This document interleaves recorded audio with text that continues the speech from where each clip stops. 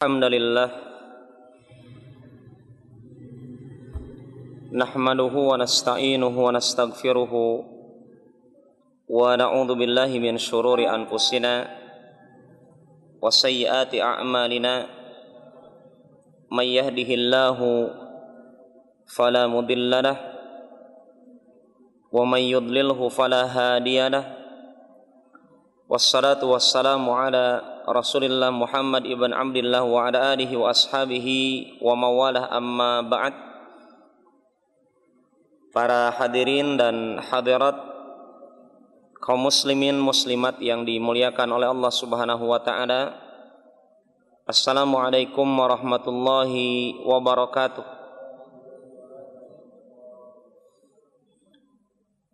Alhamdulillah, pada kesempatan kali ini dengan rahmat dan inayah dan pertolongan dari Allah Subhanahu wa taala, kita bersama-sama duduk sesaat untuk bersama mengkaji di antara buku-buku para ulama, dan pada malam ini kita akan mengkaji tentang seputar adab, etika Islam, akhlaknya Rasulullah sallallahu alaihi wasallam.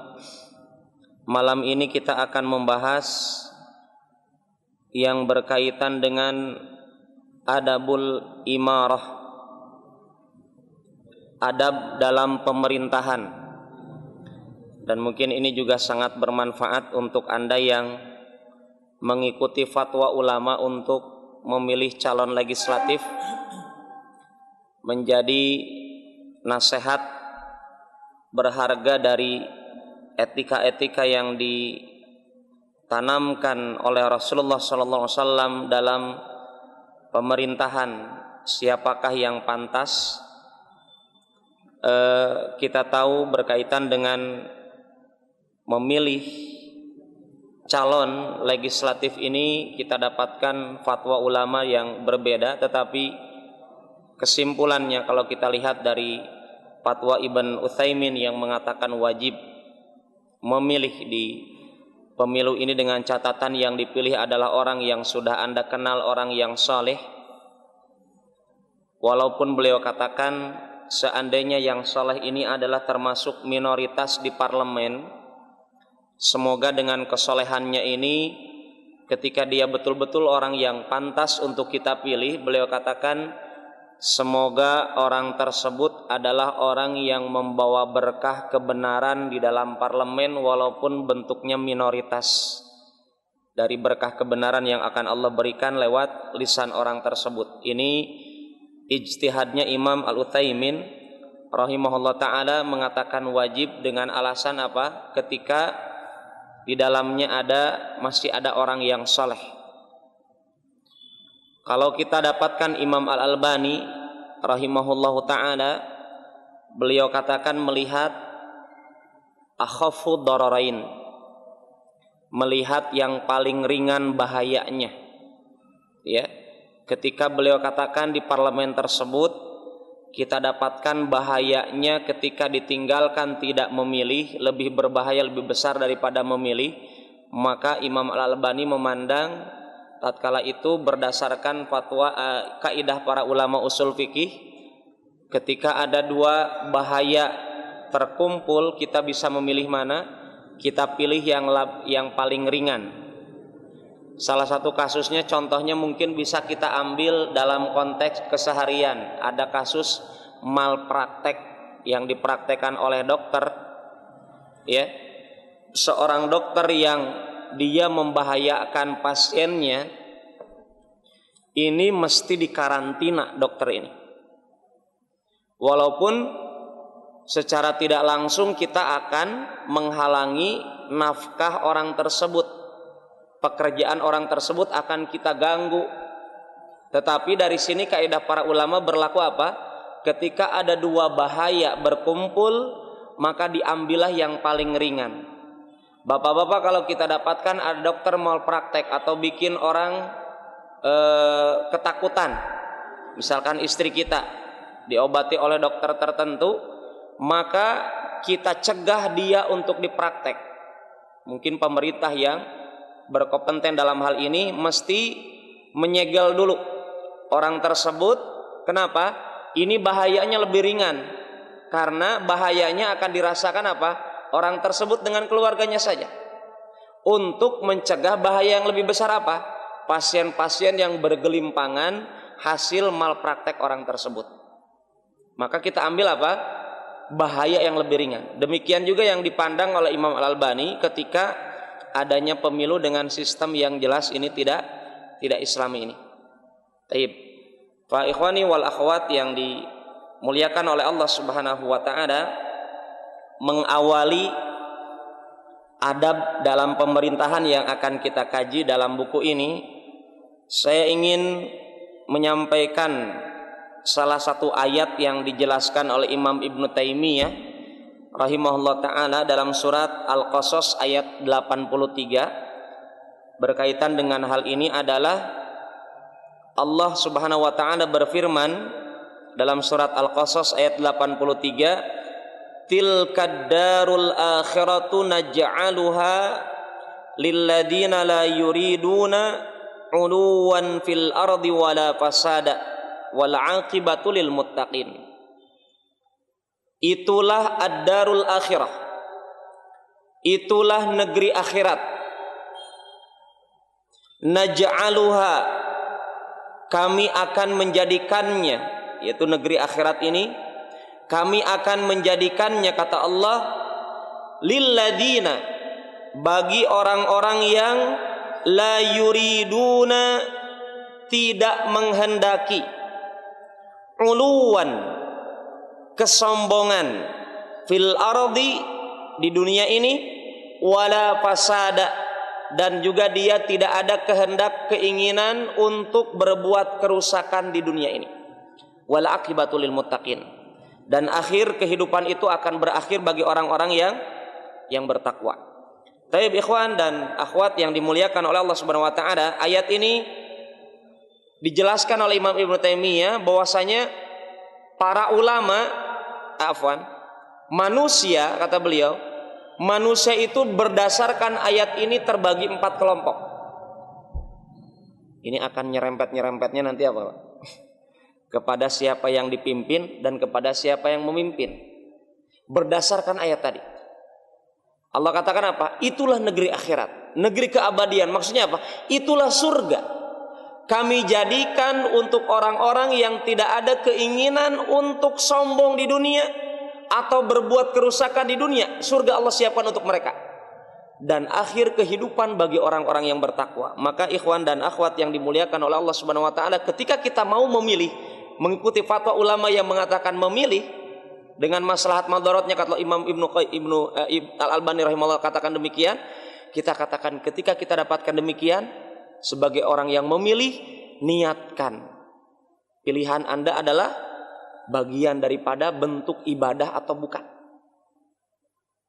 bagian daripada sarana dakwah atau bukan. Maka dari ayat ini Imam Ibnu Taimiyah mengatakan ada 4 golongan orang dari ayat ini. Pertama, al-mutakabbirul mufsid, orang yang selama di dunia ini adalah karakternya itu memang sombong, mutakabbir, dan perusak, berbuat kerusakan. Dan ini dimiliki oleh para pemimpin. Maka bagi Anda yang memilih, ya, maka jangan sampai pilihan Anda jatuh kepada kelompok pertama ini. Orang-orang yang di dalam dunianya adalah berbuat kerusakan dan sombong ini, tidak ada jaminan negeri akhirat diberikan kepada dirinya. Artinya tidak layak dia menjadi pemimpin orang yang beriman. Itu yang pertama. Berarti orang tersebut di dunia kehendaknya hanya uluwan fil ardi wa fasadan, ingin sombong dan ingin berbuat kerusakan. Yang kedua, golongan orang al-mufsid walaysa mutakabbir. Dia orang yang berbuat kerusakan, tetapi orang tersebut tidak sombong. dicontohkan oleh beliau adalah seperti orang-orang yang penjahat-penjahat kelas teri. Bukan penjahat-penjahat berdasi itu, Pak. Ya. Penjahat-penjahat kelas teri ini, siapa orang-orang ini? Seperti orang-orang maling gitu. Ini kan berbuat kerusakan tapi dia tidak sombong. Buktinya apa? Sembunyi-sembunyi kalau mencuri. Tidak mau ketahuan orang. Tahu-tahu apa? Oh, malam ini ada kecurian di mana? Di supermarket ini, di ATM ini dan seterusnya. Ini karakter orang yang kedua di dunia. Tapi dia tidak dijamin oleh Allah dengan negeri akhirat, surganya Allah tidak dijamin bagi orang tersebut. Karena dia melaksanakan kerusakan di dunia walaupun dia tidak sombong. Yang ketiga, kata Imam Ibnu Taimiyah rahimahullah taala adalah ada karakter orang di dunia ini al-mutakabbir walaysa al-mufsid. Dia orang yang sombong tetapi dia tidak merusak. Beliau contohkan seperti orang yang ahli agama. Waliyadzubillah, kita berlindung kepada Allah Subhanahu wa taala dari karakter ini. Ahli agama, dia ingin tenar. Maka dia tampakkan dirinya dengan keilmuannya, tapi di sisi lain ilmunya menjaga dirinya untuk berbuat kerusakan. Tapi dia inginkan apa? Dirinya dikenal orang. Itu saja. Maka ini karakter orang yang ketiga. Adapun orang yang keempat yang dimaksud oleh Allah adalah laisal mufsid wa laisa mutakabbir. Bukan orang yang sombong, juga bukan orang yang berbuat kerusakan. Dan itulah dari 4 kelompok ini hanya satu yang dijanjikan oleh Allah. Orang yang dijanjikan oleh Allah dengan surganya Allah adalah orang yang di dunianya tidak ada keinginan untuk sombong. Ya, karena sombong kata Allah apa? Al-kibru ridai, al-kibriya'u ridai. Allah katakan apa dalam hadis kursi? Sombong itu adalah selendangku. Tidak pantas orang menyematkan kesombongan dalam dirinya. Maka orang yang dijanjikan oleh Allah Subhanahu wa taala dengan surganya adalah orang yang tidak sombong dan tidak ada niat kerusakan. Maka ikhwan dan akhwat yang dimuliakan oleh Allah, dari 4 karakter ini, kira-kira calon yang akan Anda pilih, kalau betul Anda akan memilih, mana yang akan Anda pilih? Demikian juga sebelum Anda ingin memilih, melihat diri Anda, tatkala memilih itu ada tendensi ingin ikut serta berbuat kerusakan, atau ada ingin ikut serta berbuat kesombongan, tidak? Begitu. Ketika niat kita betul-betul ikhlas karena Allah, maka cari orang-orang yang masih ada nilai-nilai keikhlasan karena Allah dalam mencalonkan dirinya. Ini bagi Anda yang mengikuti fatwa para ulama yang mengatakan bolehnya memilih, melihat kepada maslahat dan madaratnya. Ikhwan, semoga yang disampaikan Ibnu Taimiyah bermanfaat untuk kita memberikan masukan dan kembali kepada adab pemerintahan di dalam buku ini.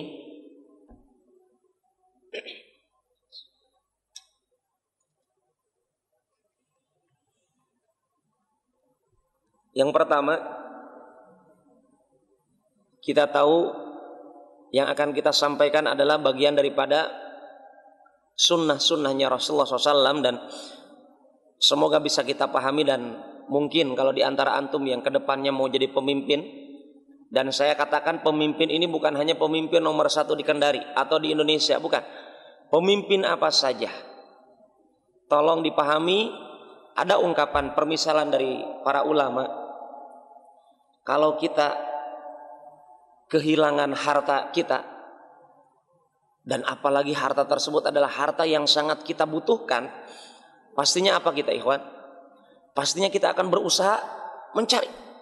Kayaknya di bawah bantal, kayaknya di bawah di dalam lemari, kayaknya di dalam laci kanan, dan seterusnya. Kayaknya sama anak saya dimainkan, kayaknya sama istri saya disimpankan, dan seterusnya. Mungkin kecuci, dan seterusnya. Ini kalau kita kehilangan barang, apalagi barang tersebut adalah barang yang kita butuhkan, STNK kah, dan seterusnya kah, dompet kah, ya, kunci motor dan seterusnya, mobil dan seterusnya.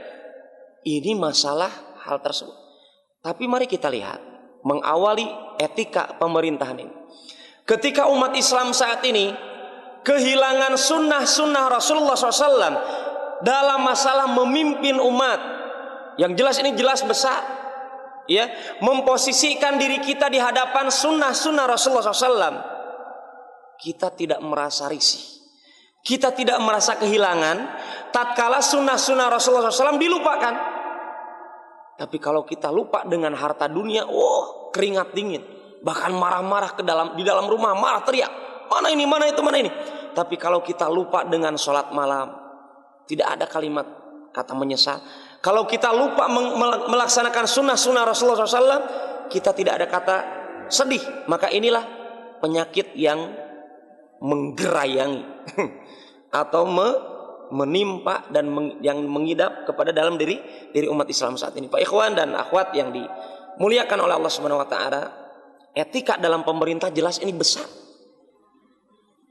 Kalau masalah jongkoknya saja Rasulullah di dalam toilet alaihi salatu wassalam saja diungkapkan dalam hadis Bukhari Muslim, hadis yang sangat sahih, yang paling kuat, diungkapkan oleh sahabat Ibn Umar, bagaimana beliau melihat Rasulullah SAW melaksanakan buang hajat ketika berada di kamarnya ibunda Hafsah, kakaknya Ibn Umar. Ya, kita dapatkan Ibn Umar ditakdirkan oleh Allah menyaksikan bagaimana posisinya Rasulullah SAW membelakangi kiblat, menghadap negeri Syam. Disampaikan dalam hadis riwayat Muslim atau dalam hadis riwayat Bukhari, ini menunjukkan bagian daripada perkara yang remeh saja diurus, apalagi perkara pemerintahan.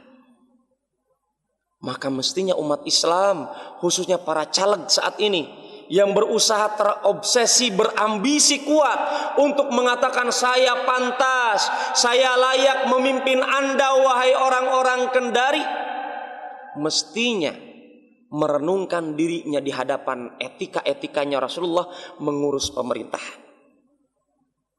Karena itu perkara yang besar. Ya. Perkara yang besar apa? Umar bin Khattab saja merasa ketakutan kalau ada seekor keledai tergelincir di zaman beliau menjadi khalifah. Bagaimana kalau nanti itu keledai di hari kiamat mengeluh kepada Allah, mengadukan tentang diriku, kata Umar, gara-gara jalannya tidak rata. Kalau di Kendari berapa banyak jalan yang bolong-bolong. Bahkan berapa banyak orang yang ngebut pakai motor, besoknya di Bahtera Mas mampir. Ya, artinya kita dapatkan etika menjadi dirinya pemerintah. Ya, memerintah orang, ada istilah orang Arab apa? Amirul qaumi khadimuhum. Ya, ada ungkapan orang-orang Arab mengatakan apa? Pemimpin suatu kaum itu adalah pelayan mereka sebenarnya. Realitanya dalam zaman kondisi para sahabat demikian. Ya, namanya pemimpin itu, namanya pemerintah bukan kalau saya Pak Ustaz, saya pemerintah Pak. Itu lampu merah, tidak ada istilah lampu merah, hijau terus. Kita katakan tidak demikian. Al-Imam Al-Utsaimin rahimahullahu taala pernah suatu ketika beliau mengajarkan kepada kita bagaimana naik mobil lampu merah disabet terus sama siapanya? Sama supirnya. Alasan supirnya, ya Syekh, nggak ada polisi. Ngebut Pak. Lampu merah di Arab Saudi. Apalagi Arab Saudi kan banyak jalan-jalan yang panjang, ya, jalan-jalan alat tul begitu istilah orang Arab, katanya panjang lurus begitu. Ini Syekh Utsaimin mengatakan, memang tidak ada polisi, tapi apa? Mungkin polisi tatkala itu tidak melihat. Maka beliau menyuruh supirnya untuk melapor ke polisi. Ikhwan, ini ulama. Dan kita tahu Abu Bakar ulama, Umar seorang ulama, Utsman seorang ulama, Ali seorang ulama. Mereka pantas dijadikan pemimpin. Pak ikhwani wal akhwat yang dimuliakan oleh Allah Subhanahu wa taala, yang pertama tolong bagi Anda para caleg, calon legislatif kelas RT, calon legislatif kelas RW, kelas apa saja, kalau Anda menjadi pemimpin, maka penulis berpesan pertama kali perbaiki niat. berdasarkan surat Al-Qasas tadi yang Anda bacakan, berdasarkan tafsir yang disebutkan oleh Imam Ibnu Taimiyah. Jangan sampai Anda menjadi pemimpin niatnya Anda sombong. Jangan sampai Anda menjadi pemimpin niatnya Anda berbuat kerusakan. Pak Ustadz, saya pemerintah. Namanya pemerintah, rajin memerintah. Hei sini, hei sini. Nah, ini berarti karakternya tidak benar. Kita dapatkan Umar ibn Khattab, mungkin belum bisa kita contoh. Sampai saat ini jarang orang terjadi. Kalau kita dapatkan Ahmadi Bejat itu, Ahmadi Nejat orang Syiah itu, dia dapatkan dirinya, menampakkan dirinya sederhana. Tidur beralaskan tikar. Makannya apa? Katanya roti Maryam itu Pak, yang kalau ditempeleng maling itu sakit. Apa itu? Roti Maryam itu istilahnya, istilah orang Arab. Roti Maryam itu istilahnya roti keras. Ya, itu pernah kita dapatkan, disaksikan oleh mata dunia bagaimana Ahmadi Nejat ini orang Syiah yang melaknat Muawiyah, melaknat Abu Bakar, melaknat Umar dan seterusnya para sahabat. Kita katakan pantas kita katakan bejat akalnya. Dia tampakkan dirinya apa? Tidur beralaskan tikar. Ya. Padahal di luar layar apa? Oh, kasur empuk. Ya, tidur beralaskan tikar. Untuk apa? Untuk menanamkan katanya pemimpin abad ini.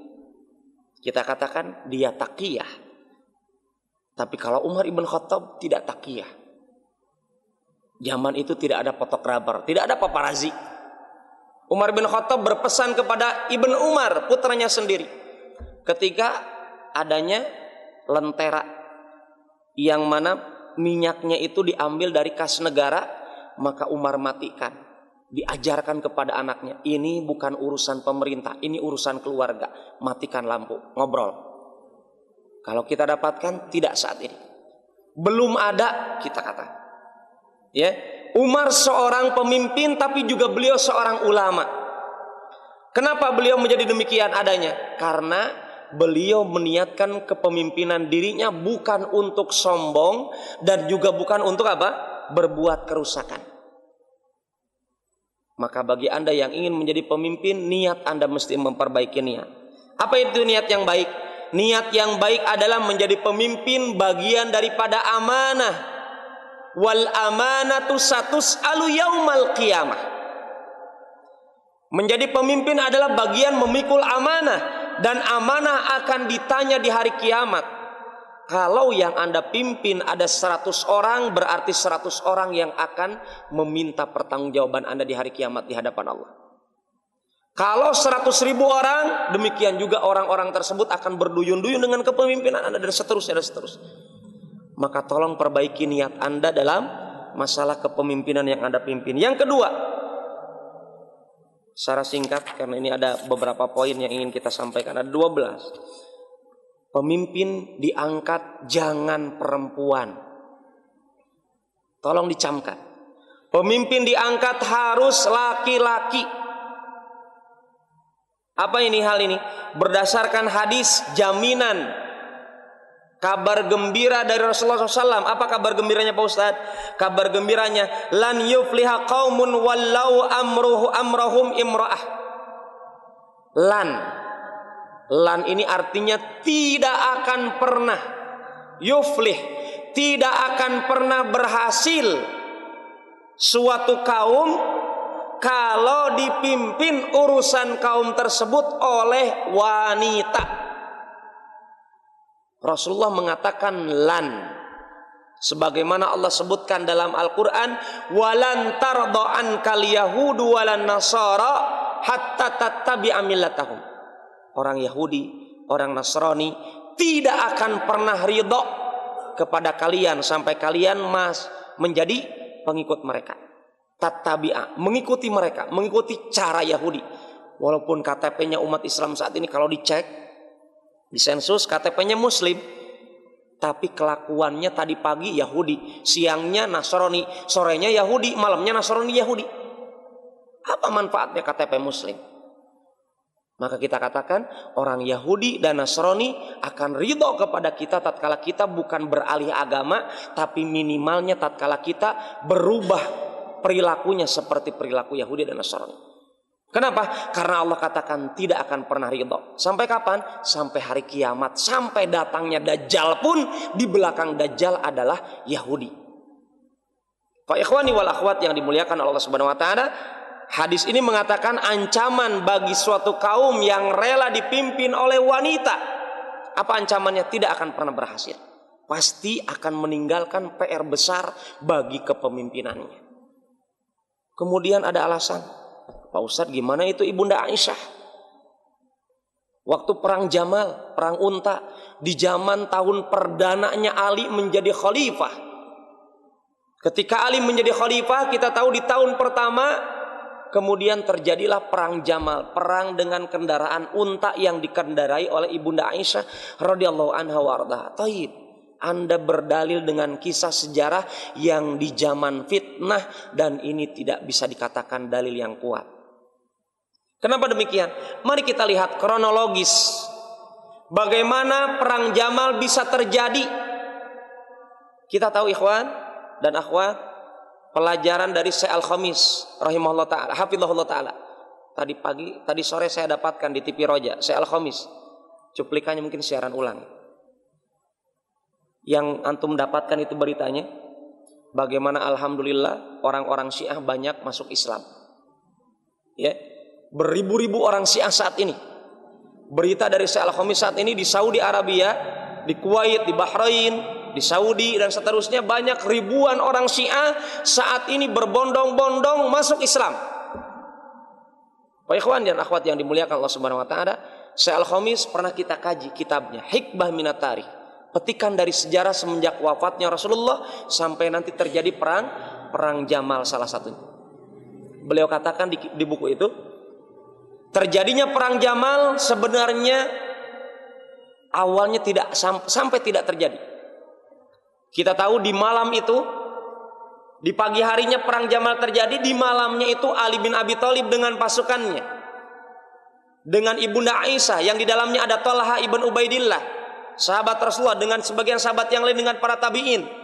Ribuan para tabi'in dengan sahabat dipimpin oleh Ibunda Aisyah. Sudah terjadi kesepakatan karena Ibunda Aisyah datang kepada Ali bin Abi Thalib sebagai pemimpin umat Islam, khalifah tatkala itu, menuntut darahnya Utsman ibn Affan.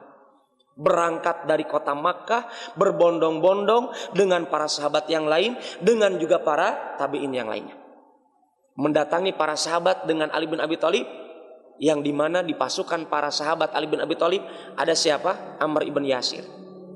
Ada juga para tabi'in. Dua kumpulan para sahabat dengan para tabi'in bersepakat. Kata Ali, iya akan aku urus darahnya Utsman, tetapi tidak sekarang. Ibunda Aisyah mengatakan, Thayyib, kalau engkau betul-betul akan mengurus, maka aku akan kembali pulang. Maka mereka kembali kepada posisi masing-masing, tidur terlelap di malam hari. Tetapi orang-orang Khawarij di antara pasukan-pasukan Ali bin Abi Thalib yang akan membelot dari sahabat Ali bin Abi Thalib, termasuk orang-orang Syiah nantinya, mereka tidak ridho dengan kejadian ini. Maka di malam harinya sebelum tiba waktu subuh, kumandang adzan subuh terjadi, maka mereka dari pasukan Ali bin Abi Thalib ada yang menyerang kepada tenda-tendanya Ibunda Aisyah dengan para sahabat, dengan para tabi'in. Maka ikhwan, kalau antum tatkala itu berada di pasukan Ibunda Aisyah, antum akan mengatakan apa? Oh, berarti pasukan Ali apa?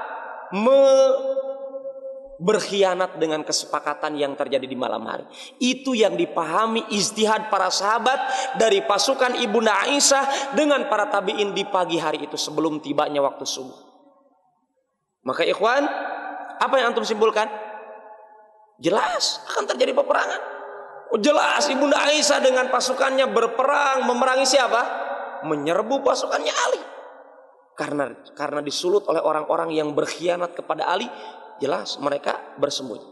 Fa ikhwan dan akhwat yang dimuliakan Allah Subhanahu wa taala, artinya berijtihad dengan kalimat ini, ijtihad dengan dalil kisah Ibunda Aisyah, kita katakan Anda tidak membaca sejarah 100%. Demikian juga dalam buku Hikbah Minat Tarikh disebutkan hadis Rasulullah SAW yang diriwayatkan Imam Ahmad, yang dikatakan Imam Ibnu Hajar Al-Asqalani bahwasanya sanadnya adalah hasan.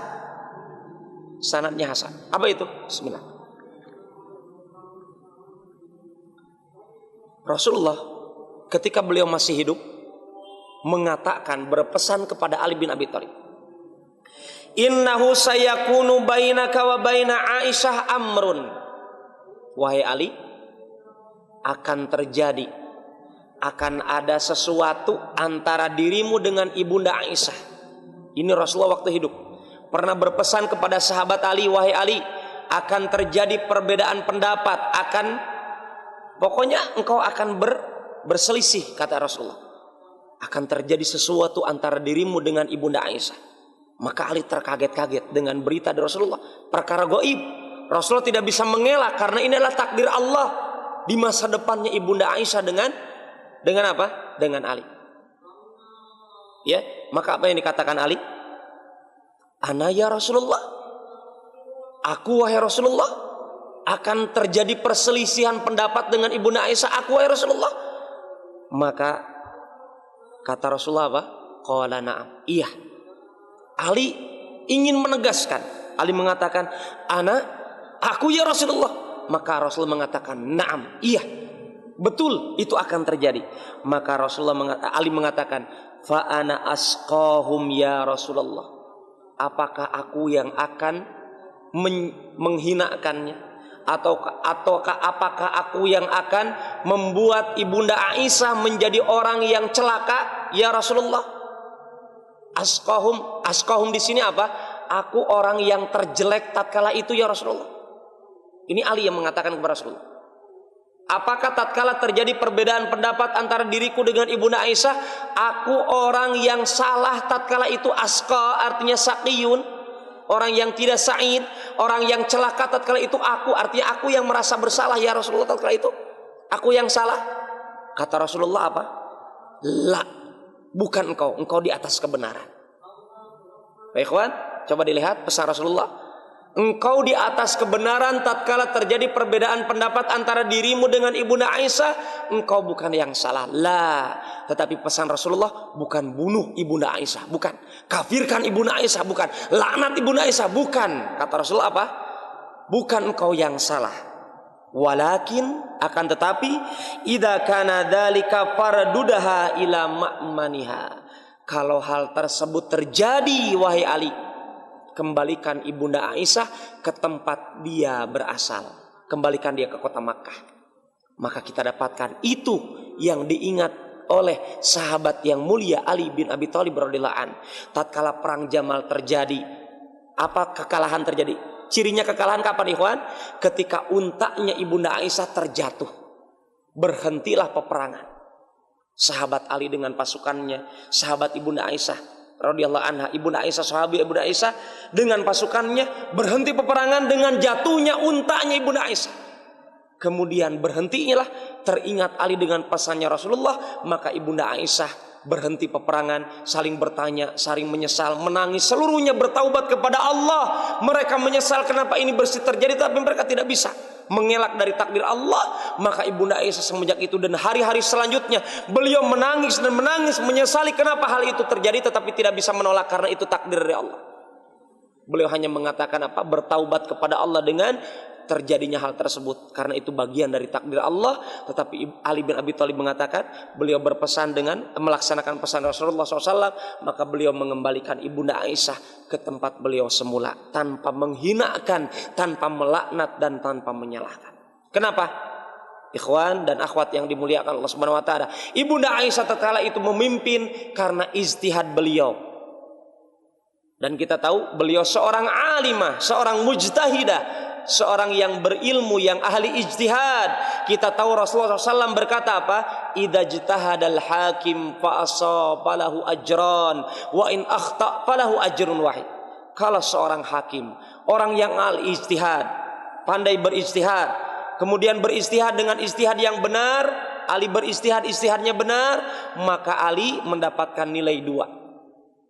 Kemudian ibunda Aisyah berijtihad, ijtihadnya salah, maka beliau mendapatkan nilai 1. Tidak pernah dicela oleh para sahabat, oleh para ulama dengan kejadian tersebut.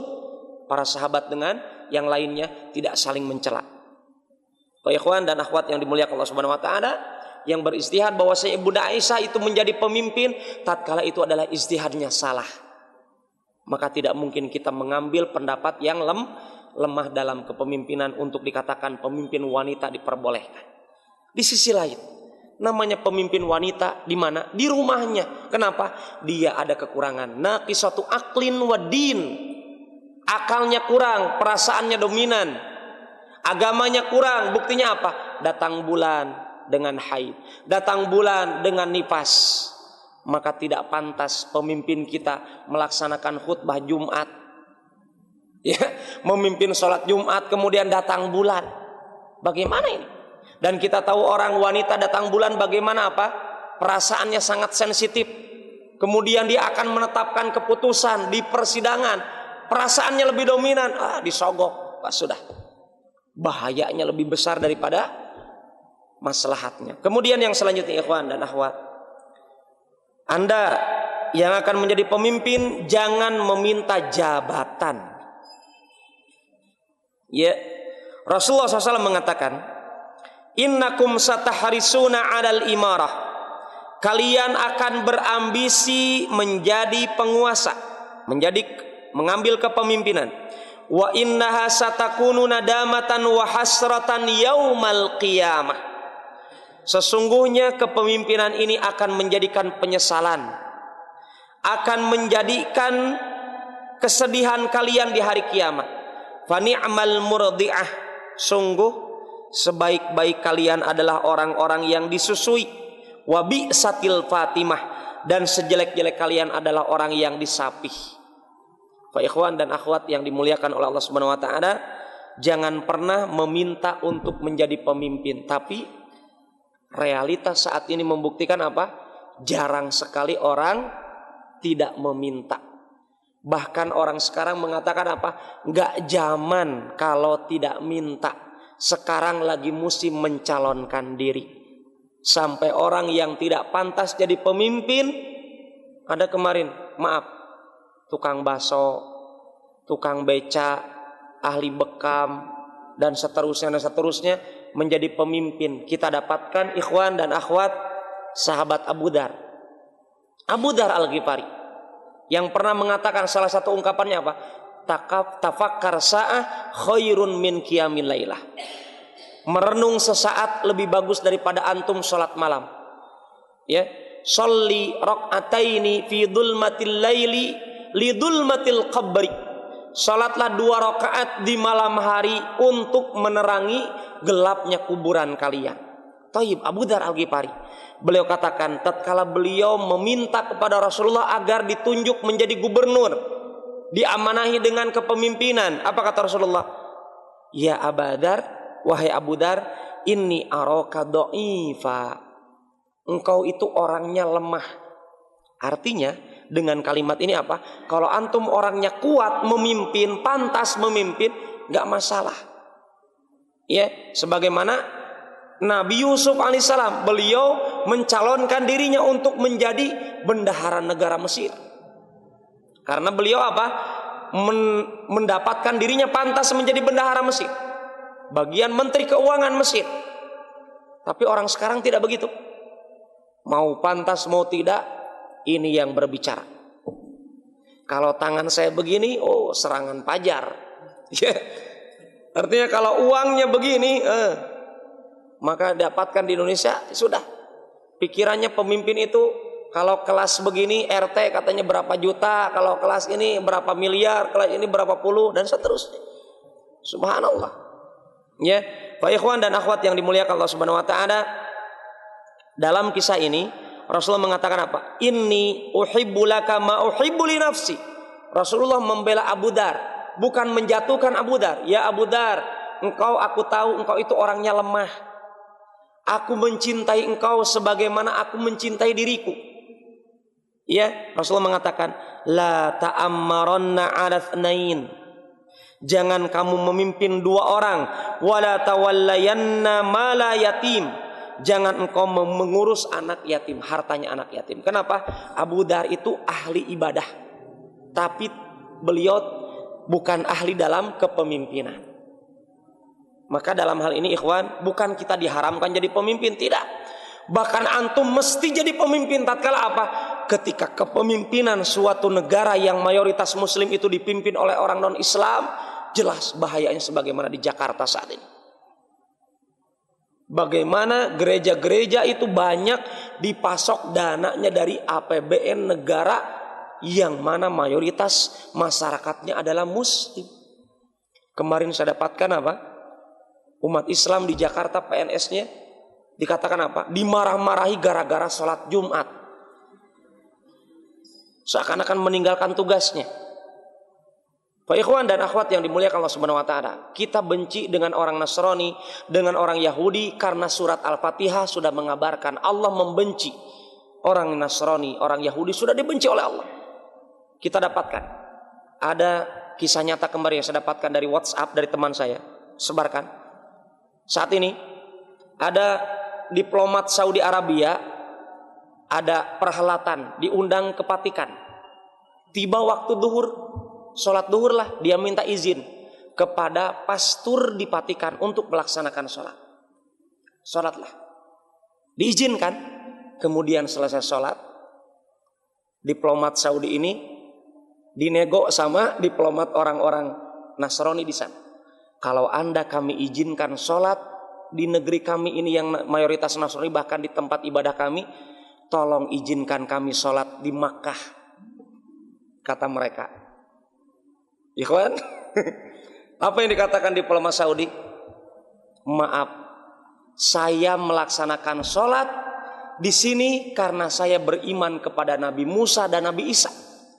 Kalau Anda dilarang sholat di Mekah karena Anda tidak beriman kepada Nabi kami, Nabi Muhammad alaihissalatu wassalam. Jadi subhanallah, jawaban diplomasinya sangat kuat. Kalau betul Anda ingin diizinkan sholat di depan Ka'bah, maka berimanlah kepada beritanya Nabi Musa dan beritanya Nabi Isa akan datangnya Nabi Muhammad alaihissalatu wassalam. Baru kami izinkan Anda sholat di depan Ka'bah. Pak ikhwan dan akhwat yang dimuliakan Allah Subhanahu wa taala, diplomat Saudi ini melaksanakan sholat di sana kenapa? Berdasarkan sabda Rasulullah, wa ju'ilat liyal ardu masjidan tahura. Dijadikan bumi ini seluruhnya halal untuk dikerjakan sholat di atasnya. Maka beliau melaksanakan sholat di sana. Ini bentuk bagian daripada dakwah kaliber para pemimpin negara. Tetapi kaliber para pemimpin negara Indonesia kayaknya jarang-jarang terjadi kalimat ini keluar dari lisan mereka. Kenapa? Kembali kepada nilai keimanan mereka di hadapan Allah Subhanahu wa taala tatkala memimpin rakyatnya. Kemudian kita katakan ikhwan dan akhwat yang dimuliakan Allah Subhanahu wa taala, waktu kita terbatas. Tapi kami ingin menyampaikan pesannya Imam Ahmad. Beliau pernah ditanya oleh murid-muridnya, "Ya Syekh, kalau ada dua orang pemimpin yang akan kami tunjuk, dua-duanya muslim, untuk kami tunjuk menjadi pemimpin kami. Yang satu, dia ini pantas pandai memimpin bawahannya, pandai memimpin rakyat, tapi dia itu adalah al-imamul fajir. Pandai memimpin rakyat, tapi dia ahli berdosa, bermaksiat. Mungkin dia minum minuman keras, mungkin dia dan seterusnya, dosa-dosa yang dia kerjakan. Yang kedua, dia ini pandai ibadah, soleh betul, tapi untuk urusan mimpin umat, aduh maaf, tidak bisa. Mana yang pantas ditunjuk jadi pemimpin? Kira-kira antum masuk yang mana? Ya, yang satu ahli memimpin rakyat tapi pendosa.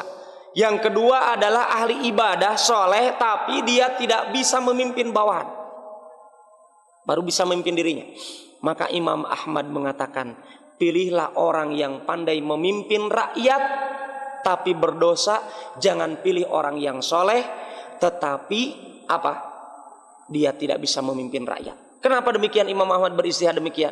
Karena beliau katakan orang yang pandai memimpin rakyat tapi banyak dosanya, pandai berdosa, dosanya dia tanggung sendiri, tapi pintar memimpin rakyatnya itu maslahatnya lebih besar dirasakan oleh rakyat. Tapi orang yang soleh, kesolehannya untuk dirinya, tapi madorotnya, bahayanya untuk masyarakat banyak. Hal ini tidak keluar dari sabda Rasulullah SAW. Innallaha inna hadzal din innallaha ayyada hadzal din birrajulil fajir. Hadis riwayat Imam Bukhari. Sesungguhnya Allah akan menguatkan urusan din Islam ini dengan pemimpin yang berdosa. Contohnya apa? Khalid ibn al-Walid. Khalid, beliau orang yang pandai memimpin rakyatnya, maka ditunjuklah oleh Rasulullah SAW untuk memimpin peperangan. Tetapi kita dapatkan sebagai orang manusia, Khalid, beliau juga terjerumus kepada dosa-dosa. Tetapi di sisi lain kita dapatkan yang menunjuk Khalid bin Walid menjadi pemimpin bukan hanya Rasulullah, dilanjutkan oleh Abu Bakar As-Siddiq menunjuk Khalid menjadi pemimpin. Dosanya untuk dirinya, adapun maslahat besarnya dirasakan oleh para sahabat, demikian juga oleh para tabi'in. Ikhwan dan akhwat yang dimuliakan Allah Subhanahu wa taala, semoga kita masih dapatkan, masih ada calon-calon legislatif yang mungkin kalau bisa soleh, juga mungkin kalau bisa kuat memimpin rakyatnya. Amin ya rabbal alamin. Tetapi tolong untuk kita yang mungkin tahun ini tidak menunjuk dirinya untuk jadi calon legislatif, tolong ingat pesannya Imam Ahmad. Kalaulah antum ingat pesan Imam Ahmad apa? Seandainya kata beliau, aku memiliki doa yang mustajab di hadapan Allah, maka aku akan manfaatkan doa tersebut untuk mendoakan pemimpinku.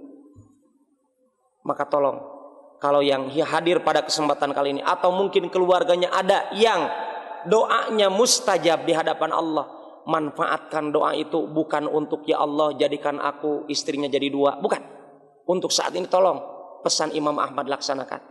Jadikan doa antum, kalau doa antum mustajab, doakan semoga pemimpin-pemimpin kita di tahun ini dan tahun-tahun ke depan adalah pemimpin yang bertakwa kepada Allah Subhanahu wa taala. Dengan sebab doa kita boleh jadi masuk Islamnya orang-orang Syiah tatkala ini yang diungkapkan oleh Syekh Al-Khamis, bagian daripada pengabulan doa-doa yang telah kita lantunkan sampai saat ini untuk memberikan hidayah dari Allah kepada orang-orang Syiah itu. Demikian ikhwan dan akhwat, semoga kajian ini bermanfaat. Aku qouli hada, subhanakallahumma rabbana wa bihamdik, asyhadu an la ilaha illa anta astaghfiruka wa atubu ilaik. Walhamdulillahirabbil alamin. Assalamualaikum warahmatullahi wabarakatuh.